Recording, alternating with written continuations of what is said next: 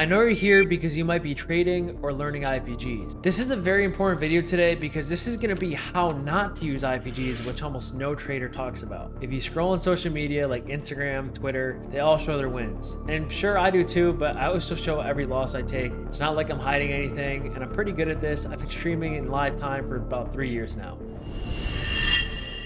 I want to start off with a very important lesson. What should a liquidity sweep look like? Yes, this doesn't have anything to do with IFVGs, but it has everything to do with IFVGs. A liquidity sweep looks like this right here. We form a low, we come down, we sweep it, and what happens? We go to the next internal high that we just made, or we go to the next buy side. Let me show you what a liquidity sweep does not look like. Come down, go down, sweep low. Oh, sweep the low again, then we go up. Oh, no, we want to sweep the low again. That is not what a liquidity sweep looks like. We want one singular move back to the internal high, one liquidity sweep. These make for the best IFVGs. The more we actually sweep a level, such as here or here, the worse the IFVG actually gets, if that makes sense. Unless it does this, which is a whole different lesson for a whole nother video. Let's get into it. Okay, I want to start off by showing you guys this 3-minute fair value gap right here. Okay, look at this. We get the close, we get the V shape. It's so good, it looks so good, and it just completely fails. Why? Well, one, there's no engineered liquidity up here. There's not equal highs. There's not,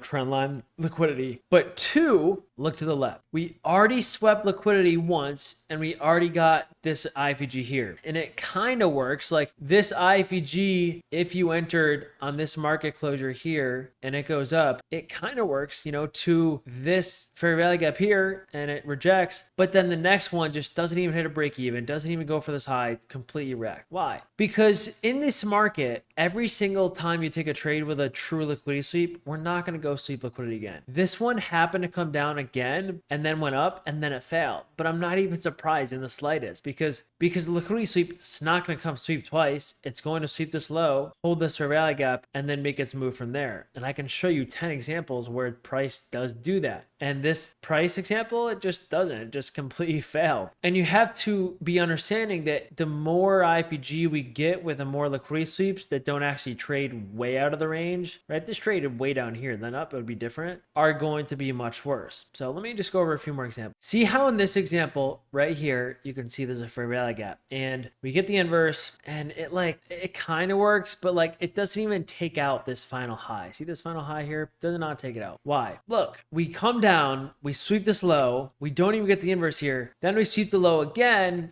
and it's like, I feel like if we were bullish, the first sweep in the fair value gap is likely the play that's going to work because of screen time and how much experience I have. This leg tends to work much, much more than if we sweep for the 5th or 6th time inside the same range. Now again, if we swept way out down here and then up, that would be different, but it's still sweeping within the same range and it's like the 3rd sweep. So you can see this is just like a very deteriorated setup. It barely works. It doesn't hit this high. And again, it's just not a good setup to take. Now, that's the first way in how to not use IFVGs. There's a lot more, but I'm going to give you one more only for this video. Let's get right into it. The second way I say not to use IFVGs is stop targeting non-engineered liquidity. Okay. And I know I spelled stop wrong, but if you target, non-engineered liquidity, it is so hit or miss. Let me show you what I mean. Look at this IFVG right here. Looks not bad. There's a V shape. It didn't even sweep this liquidity, but in terms of market structure and how bullish we are, it doesn't look bad. But what's the problem?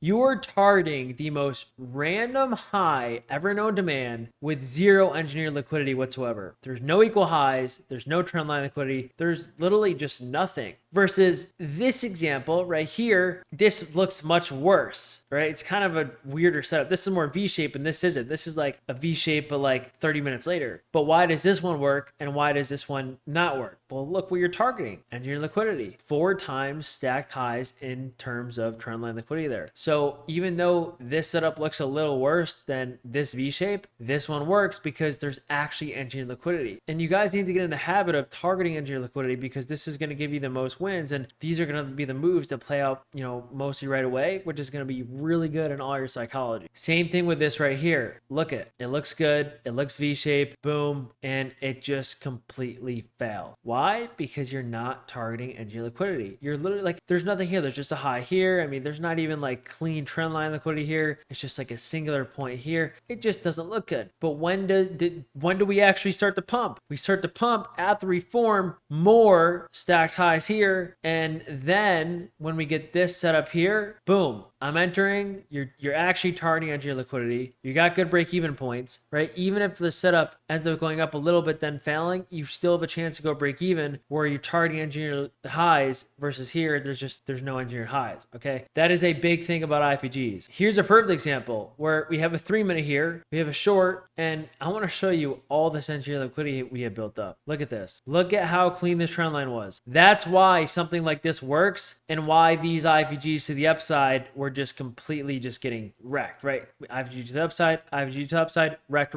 short works. Why? Because we actually have engineered liquidity to target, okay? But notice how if you're longing, you're literally just targeting a singular point, which doesn't need to be hit, which already swept this high inside this old fair value gap, which looks like this tiny fair value gap held, which is, you know, makes this hard to hit. And again, just completely fails. And with that, that's going to be the end of this video. Make sure to use code Dodging, their favorite prop firm, for the best discounts. I'll see you guys in the next one. Peace.